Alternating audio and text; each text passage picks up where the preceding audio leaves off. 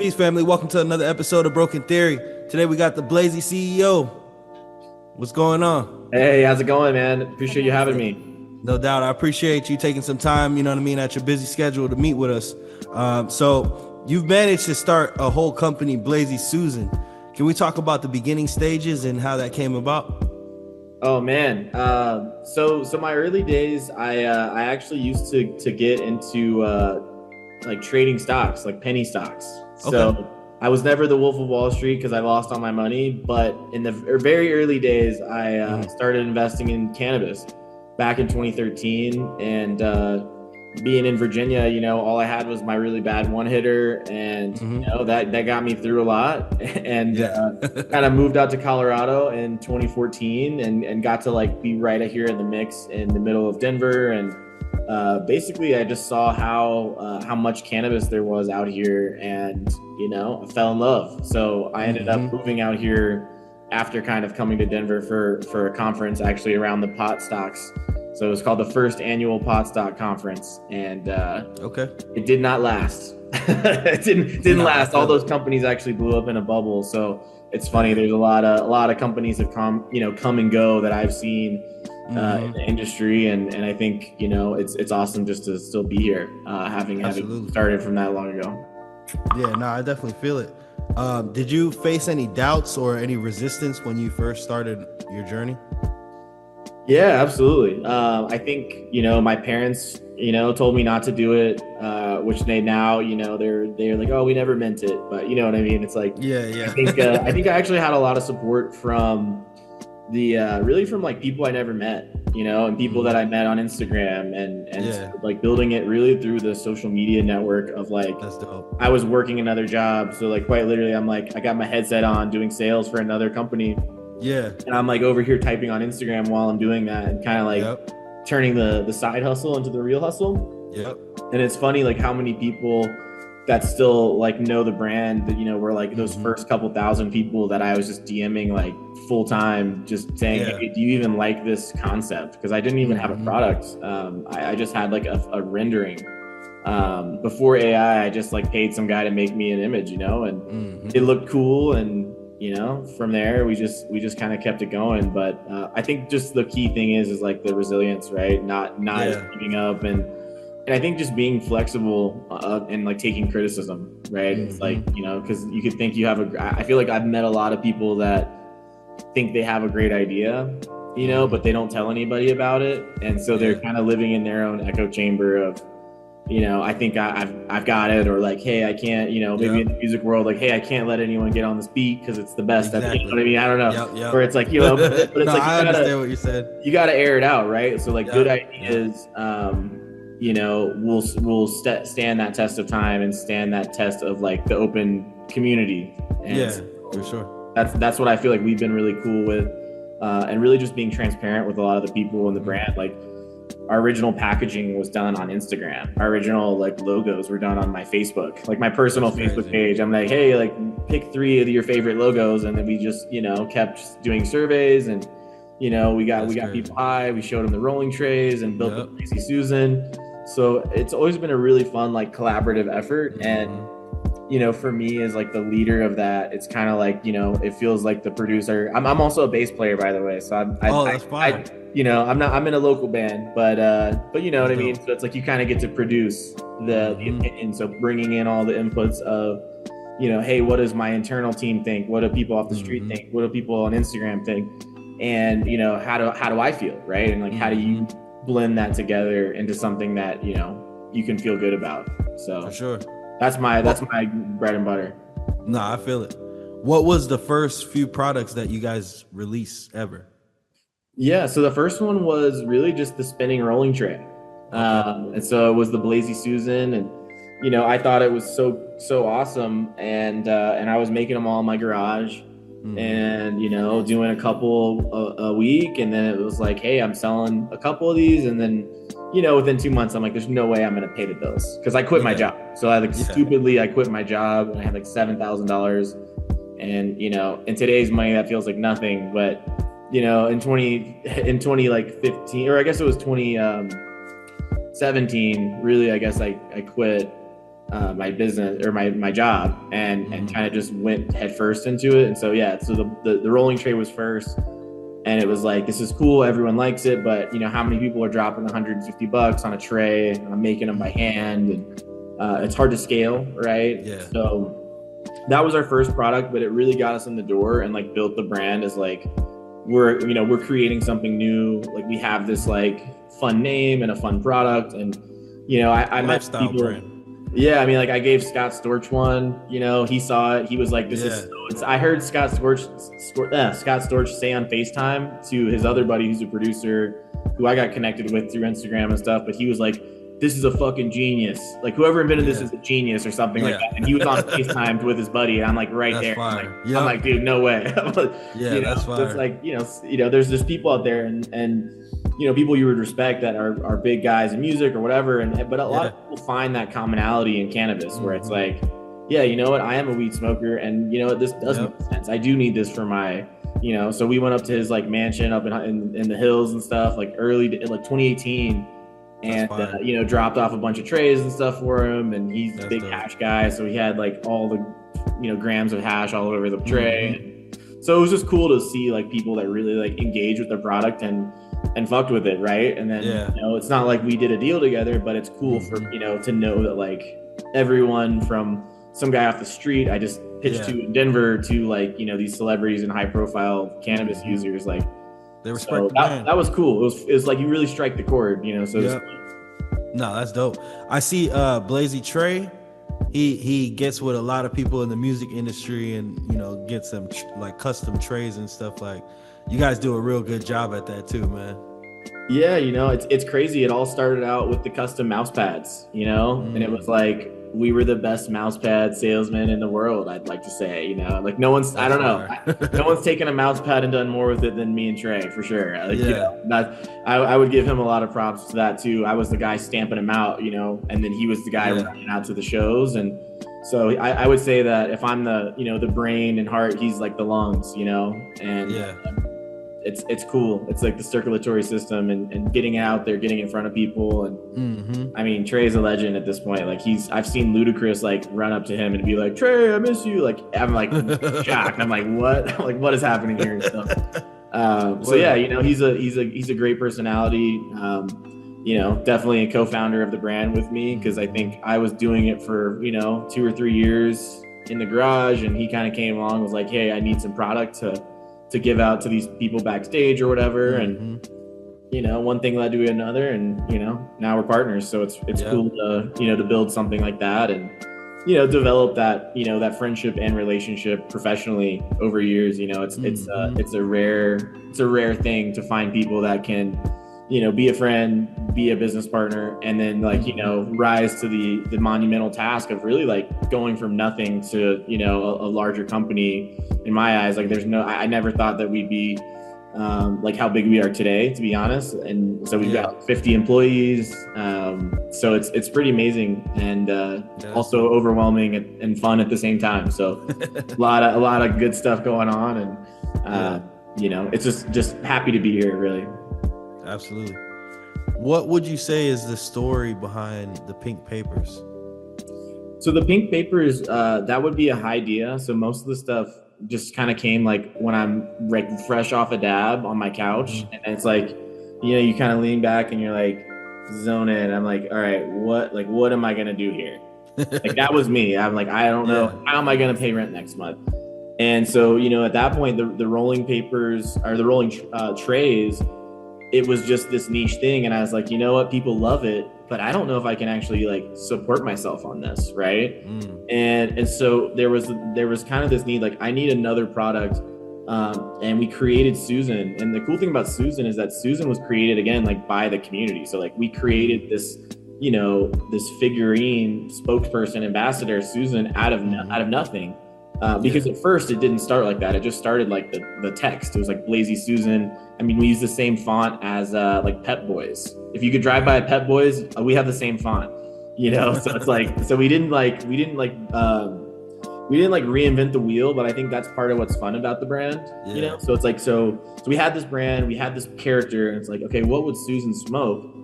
And at the time, like there was nothing out there like a pink rolling paper. And so in my brain went, rolling papers, you gotta, that's a product that people buy all the time. It's high volume. There's nothing I like it. And it felt like it filled the right niche of Susan and the rolling tray, like together, of saying like, hey, we have this product that actually I would say more so guys were interested in, because the guys were like, hey, I got my really expensive glass and my bongs and this, right? And like, it wasn't necessarily resonating as much. And then so, kind of seeing like the pink papers as like, hey, this identifies with the Susan part. And then on the pink side, it's like we wanted to, build a story into that. So like for us, like my mother's a breast cancer survivor. So being able to kind of have a product that, hey, this is a pink paper, but it's also got a story and it's got a cause behind it. Because I'm a guy, right? And I think there's always that, like everyone used to think when I first started that it was a lady that was running the company. And it was like, actually, this was based on a lazy Susan. And then we created Susan, and now Susan's the star, right? And it's like, if she's the star, then I'm gonna let her shine.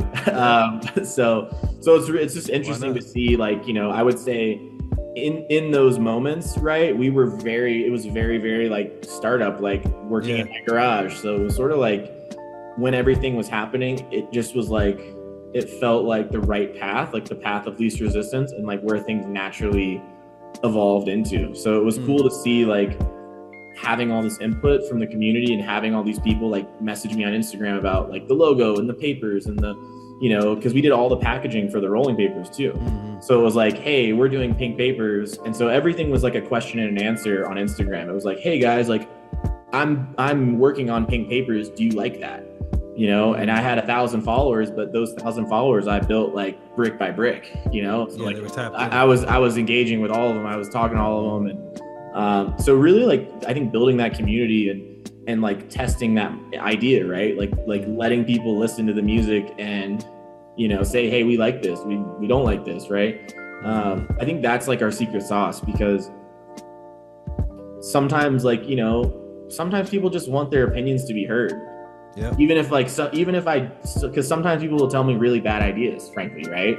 And I'm like, hey, maybe you want this, but like, I don't know if everyone else does, right? And it's like, how do you balance that? So it's like trying to like, bring the best out of everyone and distill the right, ideas.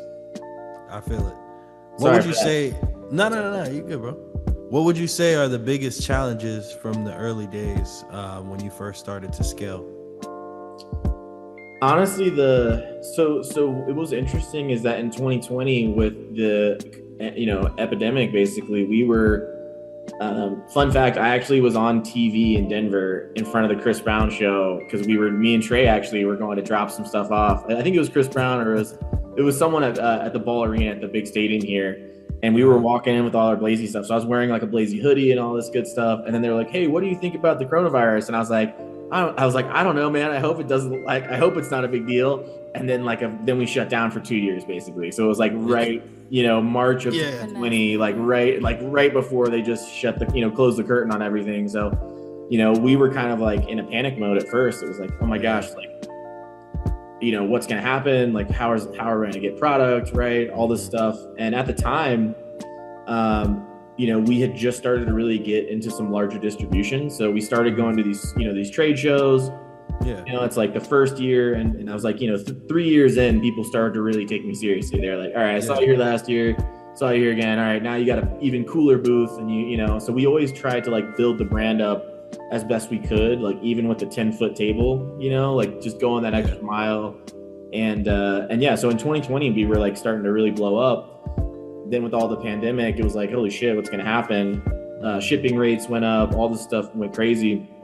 But the demand for our products just went nuts because everyone got free money. So it was like seemingly everyone was buying tons of weed and accessories and all this good stuff, which is kind of a funny tale of like how responsible we are as what, what I mean? I'm sure some people did good things with it, but in Colorado, it's like my buddy who's my guitar player, he's getting paid like double what he made as like, and he's unemployed now and making twice as, so it's like he's partying, you know what I mean? So it's like at that time, that was kind of the attitude. And so we were actually like, we blew up, right? So at first it was like terror, and then it was like, holy shit. And it was like a whirlwind.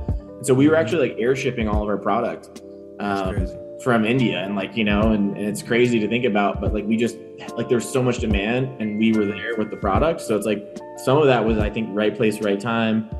And I think once people like put us on the shelf and tried the product, like the quality really speaks for itself. And Definitely. That's kind of where I think like we go from like, hey, our branding is cute and we've got this fun niche, but it's like if you give us a shot, I think we actually deliver really well on the quality side, right? And that's kind of the part that I would say is like, the core of what we do, right? It's like it's got to be good, because like we're not, if you ask everyone what they want, no one's going to say I want something to be well branded. They're going to say I want to like the product at the end of the day. Yeah, exactly. They don't want to know they're being groomed for branding. Yeah, it's like, what drink do you like? They're like, I like the one that tastes good, like it's like, if it tastes like shit and looks great, I mean, that doesn't, they might try it once, and I think that's what we really try to avoid, is like we don't want to be a one-hit wonder or like a novelty. Like we want to be a staple. And so that's just how we've always approached it. I think you guys did a really good job, man, of just taking over the industry, man. Because at first, like when I first heard about you guys, in Florida, it was like I started seeing you guys everywhere after that, to where it was like every single shop I went into. Yeah, and I mean, it was amazing, because it's like just seeing how you guys hustled and just like over time, man, becoming like a staple in the industry, bro. It's just like real American dream grinding story, man, for real. No, absolutely. And it's, I was gonna say, it's like there, it's not just me too. I mean, I think that's like the thing that I would say is that, a lot of the people that started with me like are still here, right? And I think a lot of people, I couldn't do it without a team, right? So we have 50 people now, and it was 3, and then it was 4, and then I stopped counting after 12, and then I looked back and it was like 25, and I'm like, holy shit, and it's like that. But it starts to get to that level, and you can't do that without good people. So like my brother is my COO. He slept on my couch as my intern out of college, and he worked for DuPont, so he's like he could have got a real job for sure. And so he believed in the brand, and also it's more fun than working for the chemical companies or some shit, right? Like, I mean, for sure. So I think that's always like the other side, right? Is like we had really good people. I think we have great branding, and then you have to execute too, right? So it's like that's the side where I can only sit here on these podcasts and stuff and say like, yes, we did all this, but it's we have such a hardworking team in the back end that that's what you need. You need that support system. And, it's crazy once you get to, having a lot of people in a company. You got to think about, I mean, you should think about this all the time, but it's like, it's a lot more of like, hey, you have a lot of families depending on you, and you have to make the right decisions, and when you're a small company and you just start, you're kind of like chaotic, but you're like, hey, everyone's got to deal with that. It is what it is. You've got to make it happen, right? And as you get bigger, you want to make sure that you can, build careers and build people, and there's a lot of, I think, I would say, meaning making around being able to, grow and be financially successful, but also, how do you impact others and how do you make a difference in the world is like, that's the other side, that if you can do them both together, it's the best, right? And it doesn't feel like work. And, I'm always doing something, but it's doing what I love. So that would be my biggest, takeaway is like, you do it for the people, you do it for the customers, and you treat those people how you'd want to be treated, and they'll treat you well. Customers and your employees and anybody in life, just gotta come honestly and be like I always think it's like the kind of like the servant leadership model. It's like, hey, I'm in charge, but like what can I do to help, right? Like how can I help? Exactly. And that's been a really interesting way to develop, and we're just pushing the limits constantly. So it's like, it's not always a win, you got to try things and fail too. And I think that's, part of all, you can't stop pushing just because you have success. Right. And so, obviously like a lot of people are selling pink papers now, right? And that was our thing. Yeah. It's like, hey, we kind of built that, right? So we had the purple papers coming out, and we had rose rat, so it's like on the product development side too, we're always trying to be innovative and be in the front of the market, because now we see people like are really just like following us. And before we were probably following Raw, and these guys were like, hey, who's the only cool section in the store? And it was basically them. And it's like, okay, well, there's got to be room for us somewhere. And now we're sharing a lot of shelf space, and it's I think it's just because we've kept that attitude, is like we have to earn our right to be here with the customer. And that's a business side. It's just, but music side, anything, right? It's like you gotta come with the right product and the right delivery. Yep, that's the truth. What would you say is a piece of advice that you would give to a younger version of yourself regarding branding when you were first starting the company? Maybe you learned the hard way, maybe something that blew your mind.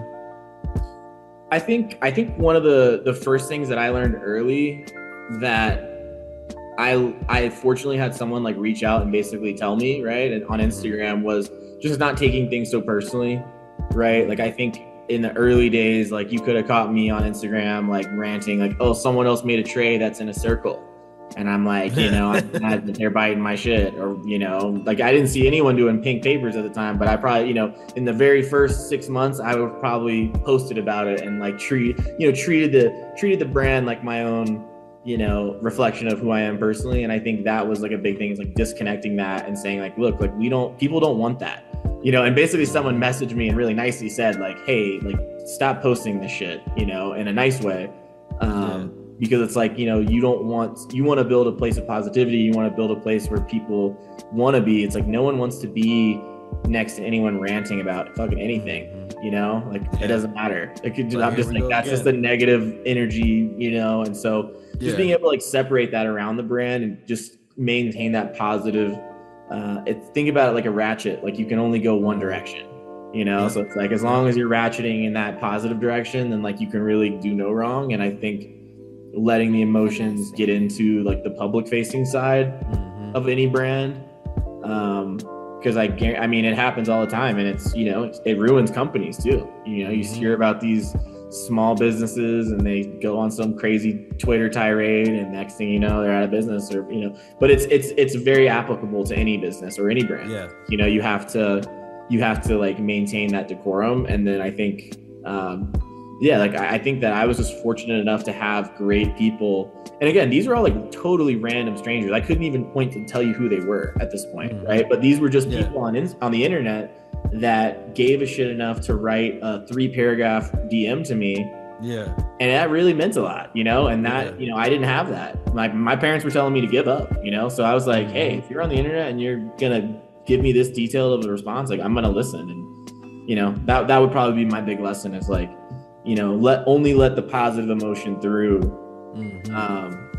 And like I think that's a big reason that I went out of finance, because like sometimes if you have a bad day, you can fucking lose it all.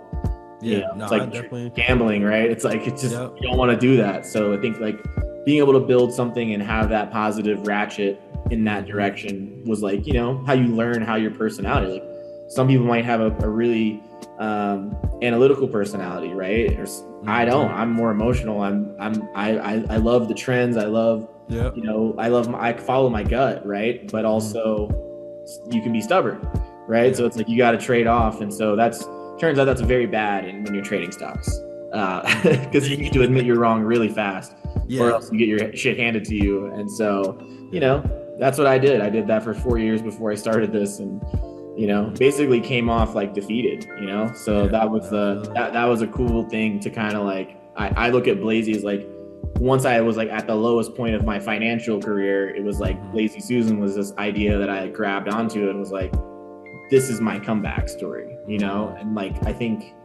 going through like losses like that, or ups and downs, like because you have to have an up too, like because like I did make some money in the stock market, and granted I did lose it all, but you can still like squeeze that out and say like, but I did make it, right? So I can make it again. And I think a lot of people are they never try, so they never feel that success. but you know, if you try, you might succeed and then fail. But like, you know, it's kind of like you get the taste of success and it's addictive because you're like, you know what, I could do this again. And maybe I learned and I failed, but like I learned something, right? And I'm not going to do that same mistake again. And, you know, so that's my big lesson is like, don't be afraid to try. Cause like, you know, you'll never go anywhere if you just sit there and let the world happen to you. You got to go out. You got to go out and, you know, impact the world yourself. Take control. Yep. How do you balance being the CEO? I would say balance. What's that?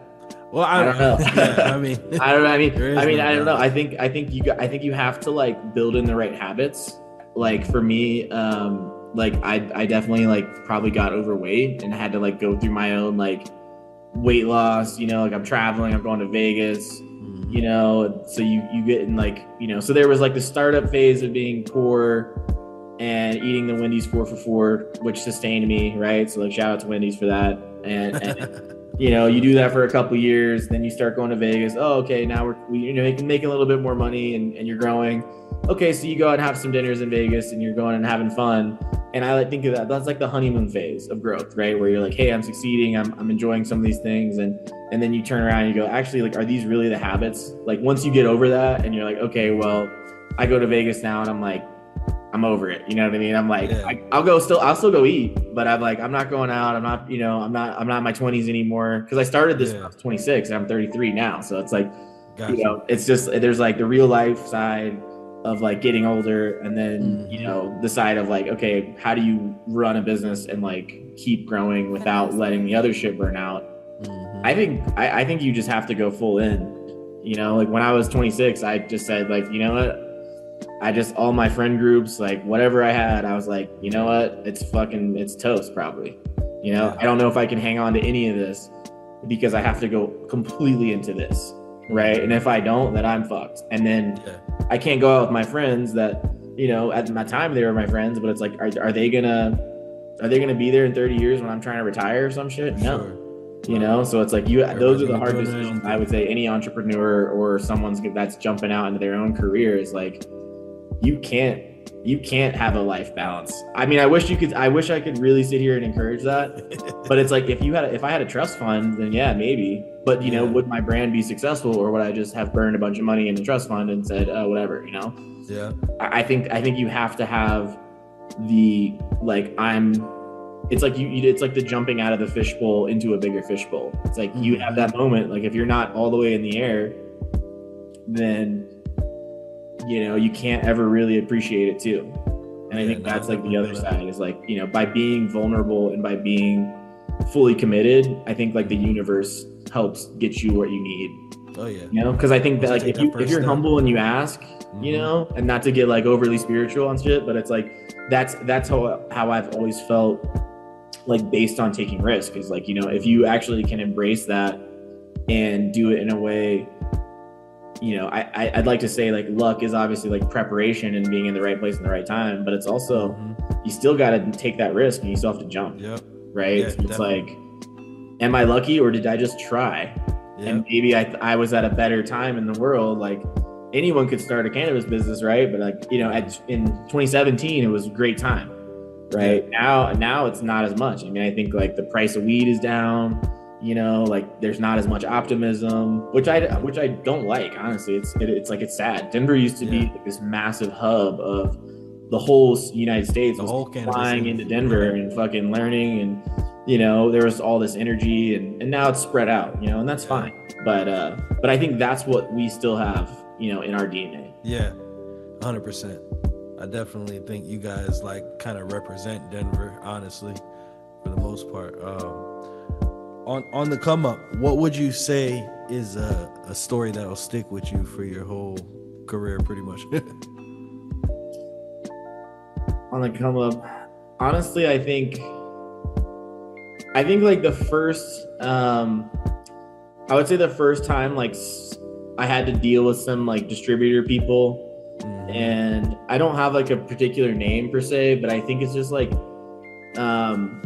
just dealing with people in the industry, right? Every industry has it where it's like, if you go through distribution or you go through sales, it's like all the same thing, right? Yep, the And gatekeepers. I think just having those hard conversations, right? Like I remember when I first would go to trade shows, like this guy who, I think he was just messing with me, but he's just like, I'll buy your company for 30 grand right now, and I think he was just trying to test and see if I was, if I gave enough of a shit to do it.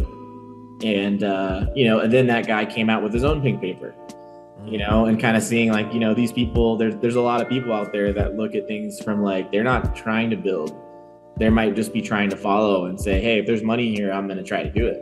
Yeah. Right. And but I feel like those people are always going to exist in all kinds of things, in music and art, whatever, right? It's like the trend followers, and then there's like the people that are crazy enough to feel like they can like put something new out there, and hopefully people fuck with it, right? So that would probably be my thing, is like just kind of getting over the fact that it's like people are going to follow you if you do something worth doing, and instead of trying to be defensive about it, like, what are we doing next? Like, what's the next thing? Because I feel like the one hit wonder, it doesn't just apply to music. It's a great terminology because like, some companies only have one product, or some people, some artists have one, song, some artists have one painting, like some people might have this one book, and so it's like, I think for me, like that's the drive, is like, can I continue to do this, or did I just get lucky? And that's part of the internal drive that I feel like it fuels me, because I'm competitive. And it's like, if I can't constantly feel like I'm, doing something, because I do a lot of the product development. So like, that's my baby. Like I never got, I have some smarter people now that help me do stuff. But, at the end of the day, like that's kind of where I still feel like I can drive a lot, and it feels good. It feels good to innovate. It's like, when you can bring a product and people love it, like that's a great feeling. So for sure.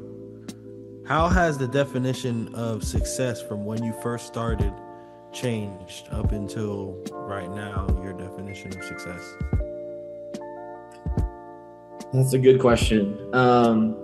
I think when I first started, I was a get rich quick, day trader guy who, was like, hey, I'll just keep, finding the right things, and then this and that, which got me nowhere. The get rich quick has gotten me faster to zero. I mean, now here's the thing. I did have a couple upticks. So, in theory, I could have gotten rich quick, but maybe I would have lost it another way, right? So it's kind of like learning to take things the right way. And it's crazy how time actually does fly. So like, you want to, when you're in your 20s, you're like, I gotta get this money and fucking, I need millions of dollars or something, but at the end of the day, it's like, people don't really need that. People, I think that's where my definition has changed. It's not about instant gratification. I think it's about like the stability and kind of like having like a dependable structure and something that you can build with, and really like people you can build with, not just like personal relationships, but like work relationships, having that like kind of like fulfillment around you, and then seeing other people, escalate and improve their lives. That to me is like success, where it's like, no, that's real dope. Being focused on yourself. I always think that's like the 20s, the guy in your 20s out of college or whatever, right? Like people are always conditioned to like, go to Wall Street or do this or do that, right? And a lot of people get caught up in that for sure. And a lot of those people, like I never wanted just to be like someone that regretted that shit, because there's a lot of people. I meet people today. I'm 33. I met people that are in their 60s, and they go, I wish I started my own company. And it's crazy. It's crazy to get those reactions, because it's like, like I took the fucking risk, and I'm stupid. I'm stupid for doing it, but you feel so much stupider in your 60s not trying. And that, and that's the reality for a lot of people. And I don't like mean that in a negative way. It's just like, like I don't want to feel like that. I don't want to get old and feel like I didn't do the right. I didn't like, did you have that missed potential, or like, I wish I tried this thing, or, I feel like just avoiding that. That's success to me. If I can get old and be like, you know what, I did it all, and I can say that, like that'd be a blessing, because regret I think is one of the worst. Absolutely. Are there any books that you've read or that you're currently reading that have changed your life forever? I would say The Richest Man in Babylon is a great one. Kind of talks about like the rules about money. And when I traded stocks, I think that was where I was doing the most self, reflection and self-help books, so to speak, because it's like when you lose your own money, you don't have anyone else to blame, which sucks, it's the worst. So you kind of have to like look inward and say like, okay, well, like what did I do? Like clearly I'm the problem because I'm the guy fucking doing it, losing the money. So, I think just kind of like understanding like those fundamental, like, hey, like if like money is like, it's like children, right? If you don't treat people well in relationships, like they leave you, and it's money's the same way, right? And so trying to look at it like objectifying it, creates problems, right? So that's like where you get that fast money mindset. But I think that's a great book. It kind of goes through on like this ancient level because, people have been making money as long as there's been money, which is since like Egypt and before. So, there's fortunes have been made and lost so many times in history, and it's all about really like how you perceive like the whole thing, and a lot of it is just as a perception shift. So that's where I would always start on that side. And then if you want to, if you hear this and you want to talk to me about finance stuff, hit me up. I'll talk to you about it. I'm actually pretty good at telling people what not to do. Like I could actually give you so much advice on how to not lose money. And I could tell you on how I tried to make money, but the most important thing is like, hey, like don't fuck up. Because I've paid those prices. My education is expensive. Like it's, let me help you out. So. No, I definitely feel that. What would you say is the riskiest decision that you've made just in general while running the brand? I think that's actually probably most recently what I'm doing right now, which is building manufacturing in the U.S. So that's a crazy project. What's the journey been like with that? Oh man, nuts. What led to it? I think really like I just dealing with scaling and growing really fast over the last years, like. We always just had issues getting the right products and things like that. But I just genuinely think like having to ship stuff all the way from India just because it's cheap, and that's like how you can make the price and you can get it into the wholesaler and you can sell it to the retailer. And so like for our cone, like it's crazy how international, right? It's like the paper's made in France, it's shipped to India, and then it's packaged and cut and turned into a cone and then shipped back into the US. It goes through myself and then like 2 to 3 other people before someone would buy it in a store, right? And it's like, what's the impact of that? And like, why do I need to ship so much air? I mean, think about it. You ship cones, it's like I'm shipping empty space across the world, and there's environmental impact. There's all there's all kinds of stuff. I mean, we've had like ships that we've had issues with product like because of like terrorism, like people in Yemen are shooting missiles at the boats and stuff. And, it's crazy to have to deal with that.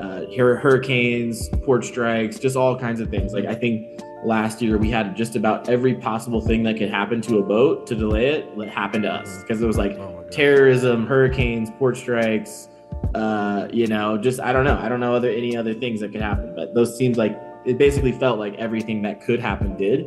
And so we just wanted to like take it under our own control, even if it was a risk. We know that we can get a better price too, right? So like there's obviously a financial incentive, but I think just mainly controlling it all ourselves and like feeling good about the quality and about like, hey, like I don't have to depend on others, even though we have great vendors. Like even though like we've been working with people for 6 years, but it's just a matter of like, what makes sense for us. And like, how do I build something that has that stability and that longevity? And like a lot of these big companies own their manufacturing. And so it was like, I want to be like them, it's exactly. Like we look to those companies and we're like, how can we be like them? And so once we do this, we'll actually be like at the same playing field, now much smaller, but at the same playing field. So, now we can really run and, hopefully score and win. Yeah. Nah, that's dope. You could also help other brands, you know what I mean, come up the same way that they were helping you guys too, you know. Yeah, So and that's dope. that's fun too, because it's like, as much as I, Blazy Susan's my baby, it's like, part of the the 30-year plan is like, we want to be manufacturing, and that's really like where, like, as I've met more and more people in the industry, like the big bosses own the factories. It's like, if you can make that and like produce for other people, and you have a brand, that's great. Most people never have that. You either have a factory, you come from money, and you go, okay, I built a factory, and now however that gets funded, usually it's like generational wealth or something, where you're like, oh, well, my parents had a factory, or like my grandparents started a factory. So yeah, I mean, I think just taking that risk to try to, achieve that status, and say, like, if we can get to that level, I've only seen good things, and of course there's risks of everything falling apart too. Definitely. But that's why it's a risk. So, but it's a lot of money for us as a company. We're taking on debt. We're trying to raise equity. So, dealing with investors, dealing with banks. It's crazy, so just having the right teams and the right people to help, like, get those bigger deals done is like milestones for me, because, like, when I first raised money, I was like 25 grand from my buddy, and he was just like, he got me on CNN, and it was like, hey, I need 25K or else I can't do anything. He was like, okay. And I was just like, okay, well, I think my company's worth this in the moment, and then it's like, okay, well, then you go to guys that, maybe you need $1 million from them. And then you go to a bank, now, and it's like, hey, I need like several million. Like, I need 6, 7, 8 million. And it's like that. It's just, it never gets any easier. It feels if you're at a different point. So like the 25K, it feels like a lot, but you had nothing. And you get to a bigger size, and you're going, now I got to ask for more than I've ever asked for, and it still feels like the first time, right? So it's like there's always like that learning process, and that I would say that's like it always sucks. But oddly enough, it sucks just as much to raise a bunch of money as it does to raise a little bit.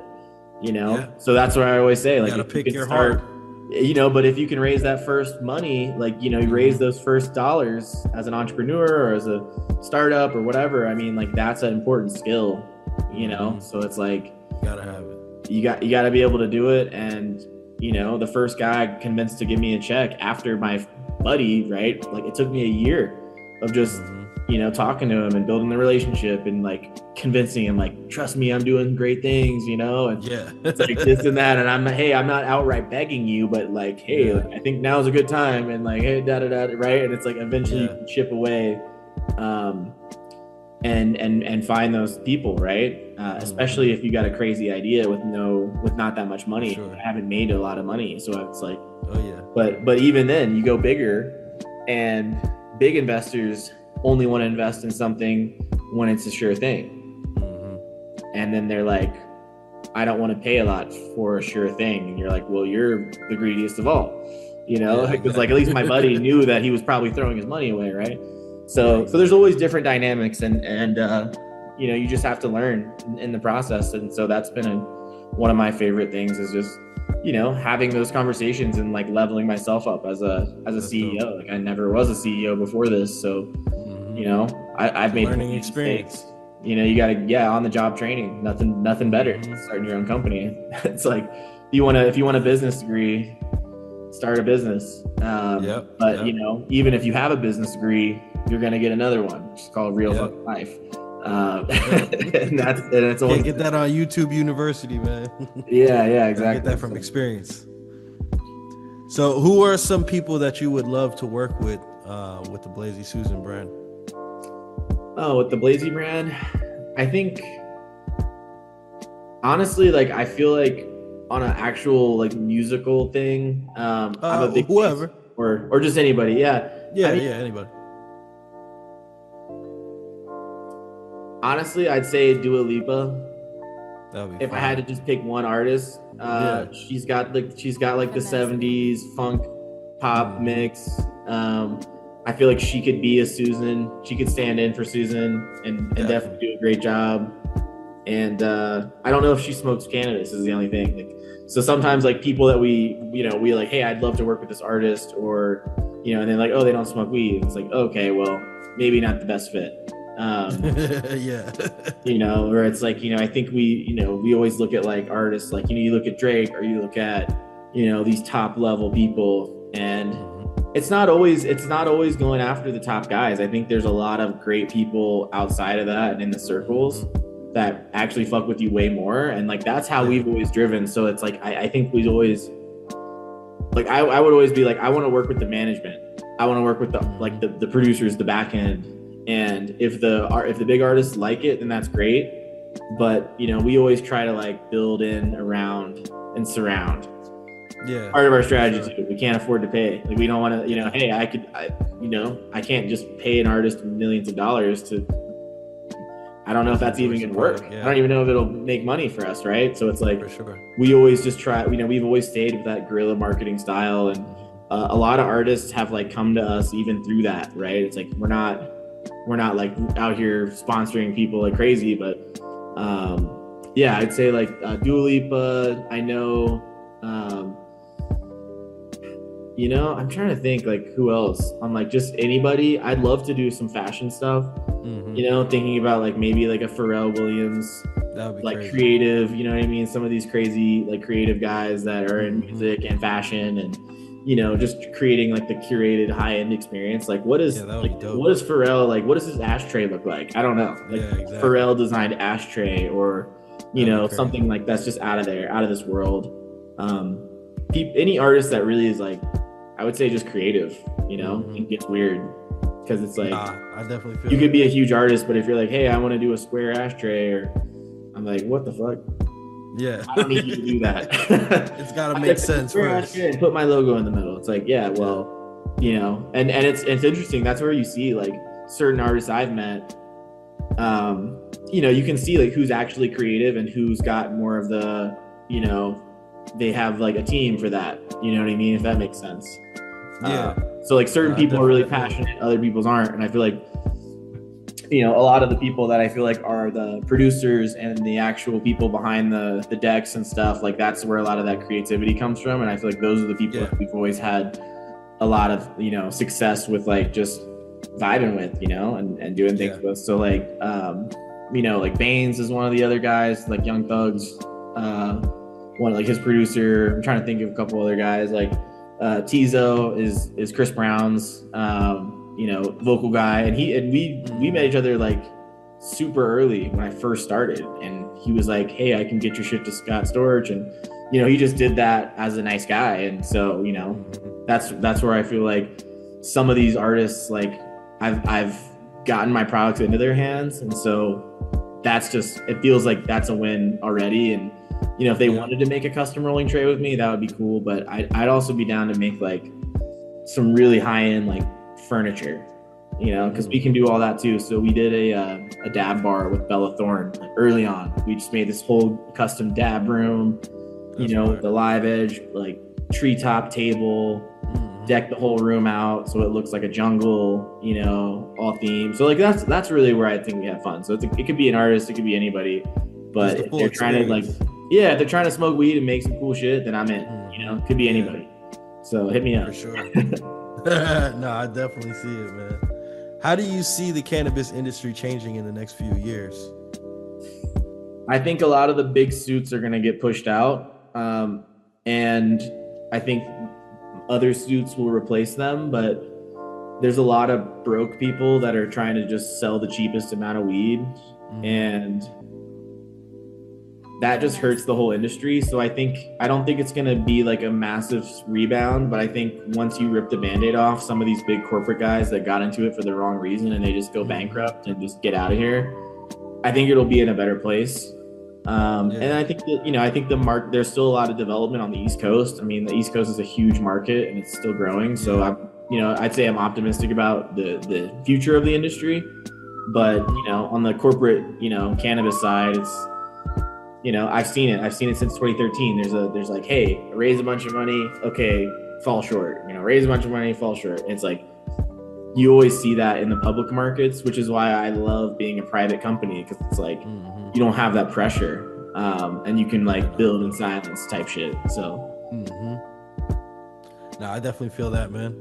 We're about to get out of here, man, but I just want to ask you, man, if you could go back and give your younger self a piece of advice, what would it be and why?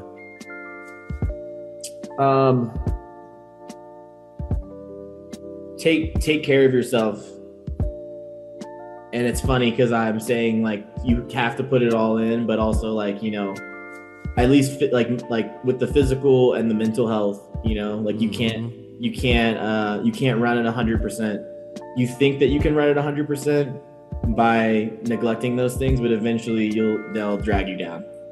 No, and definitely. if you can keep those things always present, then you'll be able to, you know, the long run. For sure. That's the success. Absolutely. And I appreciate you making some time out of your busy schedule to, you know what I mean, sit with us. Tell us about this journey, man. For sure. You guys are always welcome. Love the company. Love how innovative you guys are always doing. You know what I mean? And just look forward to seeing what you guys do in the next 5 years. Absolutely, man. Yeah, we're looking forward to the next one. Thank you for your time, and yeah, we'll chop it up soon. All right. No doubt. Thanks, man. Appreciate you. Take care. Yes, sir.